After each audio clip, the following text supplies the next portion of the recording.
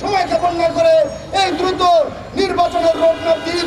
বশির এবং ফারুকি এদেরকে অনতিবিলম্বে এদেরকে অপসারণ করতে হবে। কত টাকার হতে পারে, কিন্তু অত্যন্ত দুঃখ এবং পরিতাপের বিষয় আজকে গাজীপুরের মহাসড়ক 3 দিন যাবৎ বন্ধ থাকার ফলে শত শত কোটি টাকা, হাজার হাজার কোটি টাকা রাষ্ট্রের ক্ষতি হচ্ছে। সংগ্রাম উপস্থিতি, আমরা বলবো অনতিবিলম্বে ওই সমস্ত নাটক করে, টালবাহানা করে, সময় ক্ষেপণ না করে এই দ্রুত নির্বাচনের রোডম্যাপ দিন। দ্রুত নির্বাচনের মাধ্যমে নির্বাচিত সরকারের কাছে ক্ষমতা হস্তান্তর করুন। পাশাপাশি উপদেষ্টা পরিষদে যেই গতকালকে উপদেষ্টা নিয়োগ দেওয়া হয়েছে বশির এবং ফারুকি এদেরকে অনতিবিলম্বে এদেরকে অপসারণ করতে হবে।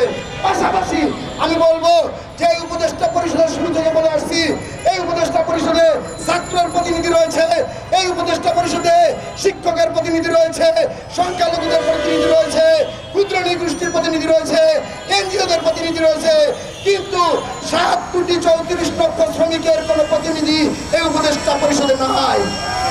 আমি স্পষ্টভাবে বলতে চাই, 7 কোটি 34 লক্ষ শ্রমিকের প্রতিনিধি উপদেষ্টা পরিষদের আপনারা নিয়োগ করেন, অন্যথায় এই উপদেষ্টা পরিষদকে এই বাংলার জনগণ বর্জন করবে।